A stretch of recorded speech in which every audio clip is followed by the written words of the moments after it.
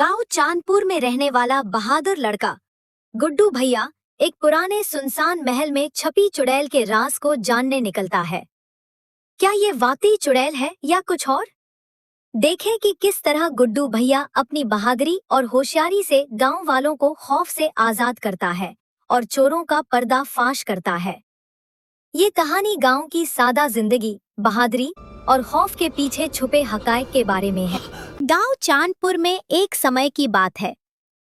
ये गांव बहुत ही सुंदर था। चारों तरफ हरे भरे खेत, आम के बाग और एक घना जंगल था। गांव के लोग बहुत सरल और मेहनती थे।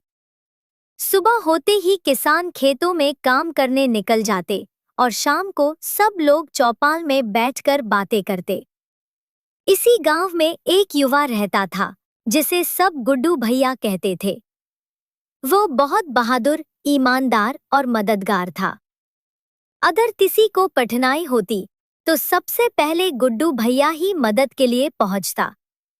लेकिन गांव में एक अजीब बात थी। जंगल के अंदर एक पुराना सुनसान महल था। लोग कहते थे कि वहां एक चुड़ैल रहती है। रात में उस महल से अजीब आवाजें आती थी, कभी हंसी, कभी रोने की आवाज, कभी दरवाजों के जोर से बंद होने की आवाज। इसी वजह से गांव वाले शाम होते ही जंगल की ओर जाना छोड़ देते थे। एक रात चौपाल में सब लोग बैठे थे। बूढ़े चाचा रहमत ने धीरे आवाज में कहा, मैंने अपनी आंखों से देखा है। उस महल की खिड़की में एक लंबे बालों वाली चुड़ैल खड़ी थी। यह सुनकर सब लोग डर गए। एक और व्यक्ति बोला, पिछले हफ्ते मेरा बैल जंगल की तरफ चला गया था, आज तक वापस नहीं आया। अब तो गांव वाले और अधिक डरने लगे। लेकिन गुड्डू भैया शांत बैठे थे। कुछ देर बाद उन्होंने कहा, मुझे नहीं लगता वहां सच में कोई चुड़ैल है। हो सकता है इसके पीछे कोई और रहस्य हो। सब लोग हैरान रह गए। गुड्डू, वहां मत जाना, वह जगह अभिशप्त है, एक बूढ़ी औरत बोली। मगर गुड्डू भैया के दिल में जिज्ञासा जाग गई थी।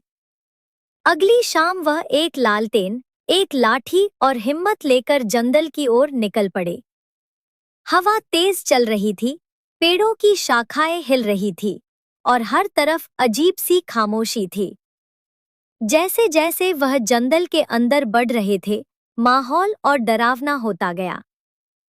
अचानक हा हा हा हा, एक अजीब हंसी की आवाज आई। गुड्डू भैया एक क्षण के लिए रुक गए, लेकिन फिर खुद को संभाला।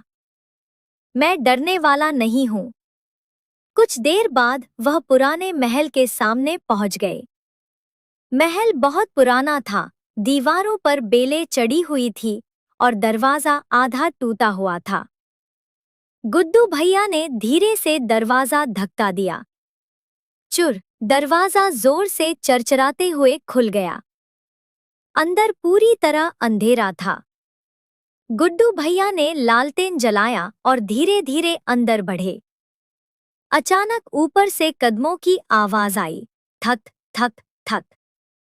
गुड्डू भैया का दिल जोर जोर से धड़कने लगा। जैसे ही वह सीढ़ियों के पास पहुंचे, उन्होंने देखा कि ऊपर एक सफेद कपड़ों में लंबे बालों वाली औरत खड़ी थी। उसकी आंखें लाल थीं और वह अजीब अंदाज में हंस रही थी। हा हा हा, कौन आया है मेरे महल में?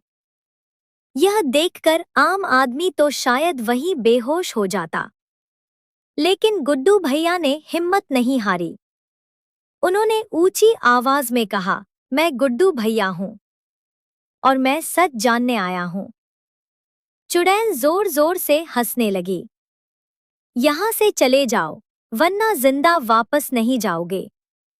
गुड्डू भैया ने गौर से देखा और कुछ अजीब महसूस किया।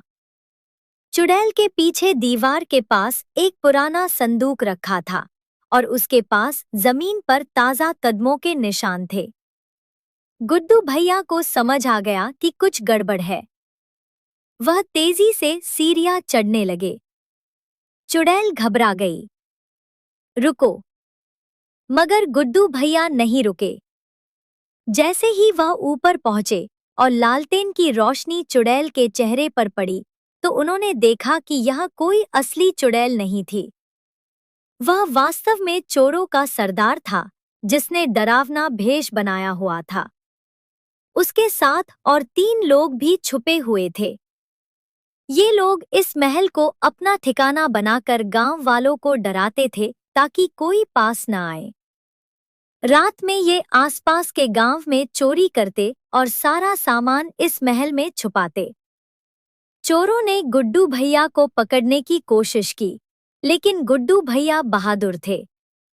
उन्होंने अपनी लाठी से मुकाबला किया। एक चोर गिर गया, दूसरा भाग गया। बाकी 2 को गुड्डू भैया ने जोरदार मुकाबले के बाद बांध दिया। फिर उन्हें सुबह होते ही गांव ले आए। गांव वाले सुनकर हैरान रह गए।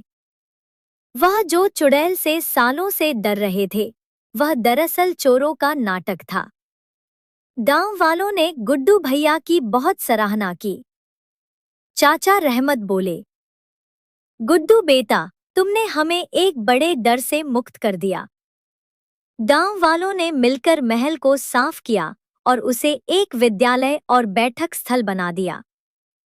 उस दिन के बाद गांव वाले समझ गए कि अक्सर डर केवल भ्रम होता है और सच जानने के लिए हिम्मत जरूरी होती है। गुड्डू भैया गांव का हीरो बन गया और चांदपुर गांव फिर से खुशियों से भर गया।